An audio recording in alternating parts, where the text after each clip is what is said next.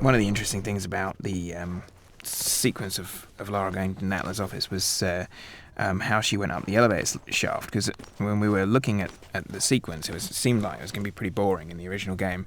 Her just breaking into an office and going up, rifling through Natla's drawers.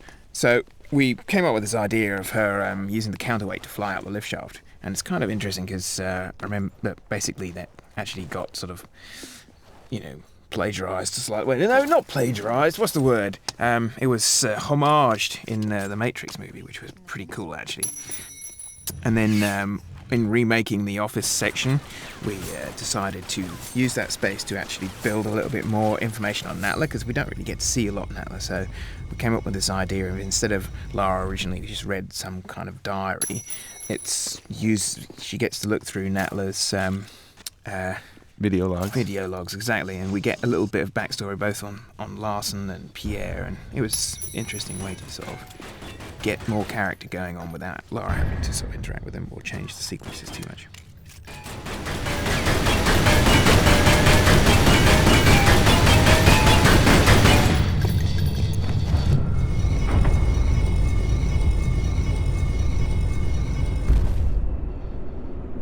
So originally, old Pierre, you just fight him here. He just runs out and starts gunning you down, basically. But we wanted to, first of all, make a character that was a little bit more interesting than just to shoot first and ask questions later. But we also wanted to sort of keep one of the aspects of Pierre that made him really interesting in the first game, or I really liked about him anyway, which is that pretty much you had to fight him about 3 or 4 times throughout the level, and you'd shoot him loads and loads of times, and then he just suddenly decided, that's it, I'm running away, and he just, as soon as he went out of line of sight, he'd just vaporised, basically. which was a little cheap. Yeah, so when we came to doing the remake, I was going, that's great, no, I love the way that he just like goes behind a pillar and vanishes, and everyone's going, no, it's rubbish, it's ridiculous, where does he go? So we actually decided to play on that in the cutscene and have him sort of be sort of this ninja guy who could be anywhere, any pillar, potentially, and basically work that into the cutscene.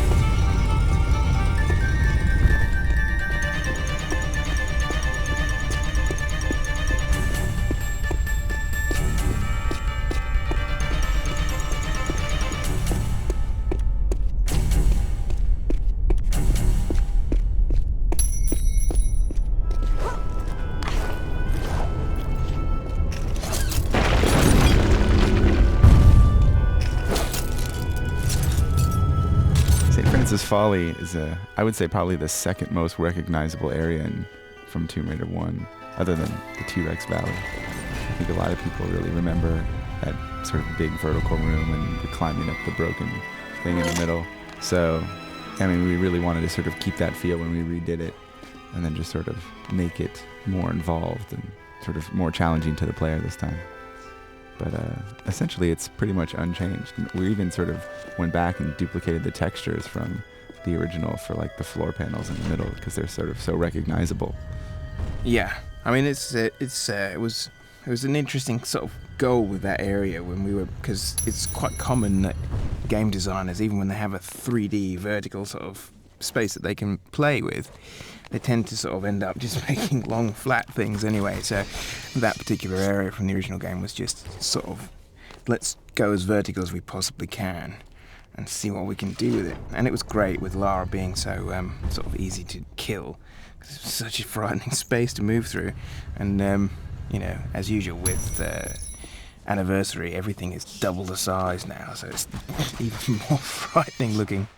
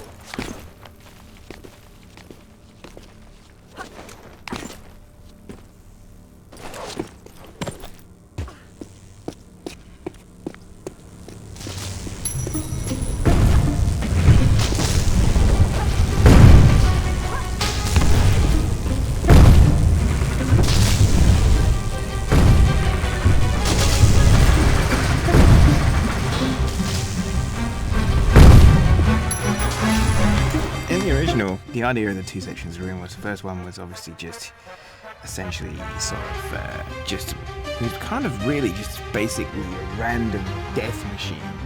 So you had this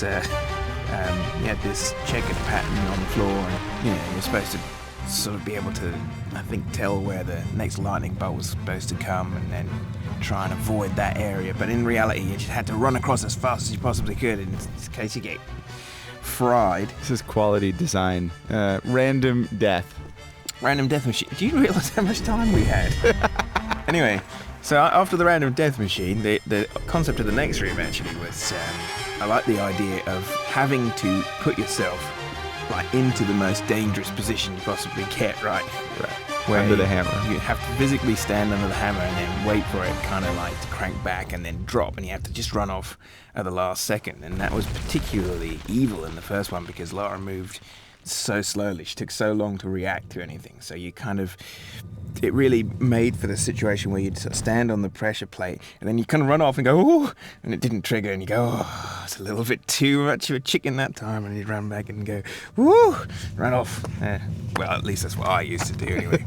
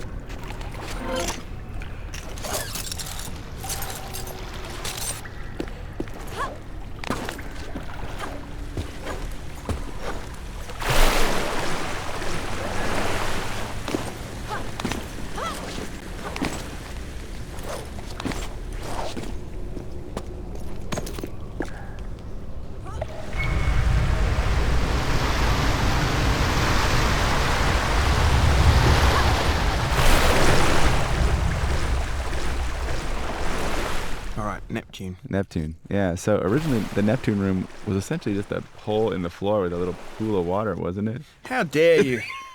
No, like the goal with the Neptune area was to actually give people a sense of real claustrophobia underwater. So it was an extremely long shaft, and you get the moment you stepped into it, it sucked you all the way down to the bottom, and I wanted to get this feeling of like that terror of being, you know, deep underwater and knowing that you can hardly swim back.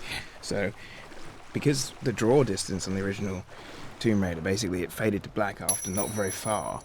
The cool thing about the Neptune room was that you get sucked down this hole so far that you can't, it's black above you. You can't even see the surface anymore. And it was that horror of being pulled down to your doom that I was trying to get with the Neptune room. And then basically you have to just find a switch and turn off the current and swim up just in the nick of time.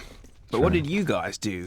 Looks pretty crazy. Yeah, so we took that original area where you get sucked down, and then we built an entire new room off the side of that. So instead of just pulling the switch and swimming back up, now you pull the switch and you go into an entirely new room themed around Neptune and water. Though, you know what I just realized? We renamed this room. What did you rename it to? It's Poseidon. Oh, it's good. Yeah, see, goes back to originally Toby not knowing who the Greek and the Roman gods were. Well, it's not as bad a mistake as Thor, though, is it? It's true. So while the original room was Neptune, this is now the Poseidon room. So that it's the same god, just now it's appropriate to Greece. Yeah. So that works out fictionally better. But the room's still sort of all water-centric. And you just sort of swim around and do stuff and get the thing and then swim back up the hole. Your doom. Well, you still got to swim back up.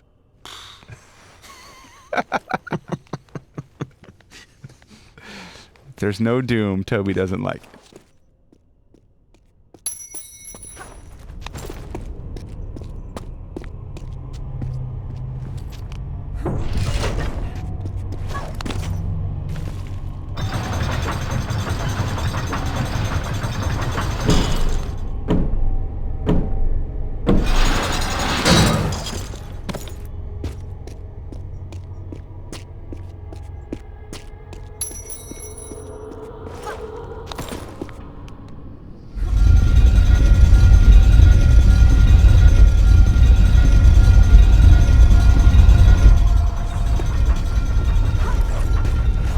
This wasn't even a room in the first game. It was a hallway with a ball at the top.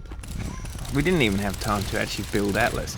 The whole idea was that there'd be this statue with, you know, obviously the chap with the big rolling ball, which was one of the small number of actual generic tools we could use to make our puzzles, and have it sitting on his back and textured like the world. We just didn't have time to do any of that, so we just had the ball at the top of a ramp. That left the rest of it to people's imaginations. That's right. So now we've actually been able to build Atlas. Woo! Yeah, so that's good. And there he is. And he rolls the ball down, essentially. The theme is the same. We just sort of added the added difficulty of having a pit at the end. In the original, you just sort of hid behind a ledge and let the ball roll over you, didn't you? No, that was the same. It was basically, you had to drop down into the pit, let the ball roll over the top of you because it would fly over the top. Yeah. So you made it a bit more complicated. It's a tad bit more complicated, but thematically identical. Except we actually have a statue. Yes.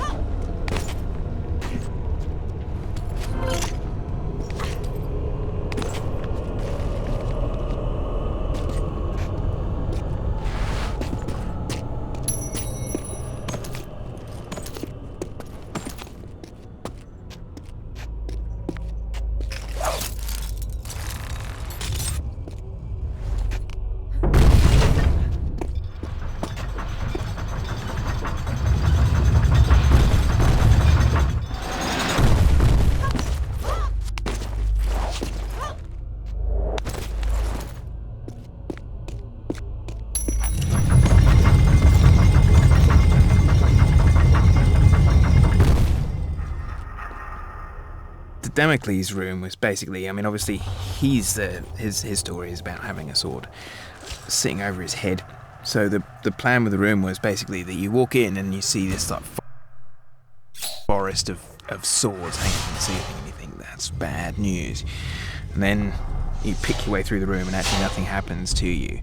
But, you know, there's a prize at the end of the room and you just know what's going to happen when you take it. So it's kind of really building that expectation of when the swords come flying towards you like magic missiles. That's right. We just sort of took that concept and ramped it up, and now we've got swords in the walls and swords in the floor. It's sword-tastic. It dilutes a little bit the whole sword from the ceiling, though, which is the legend. True.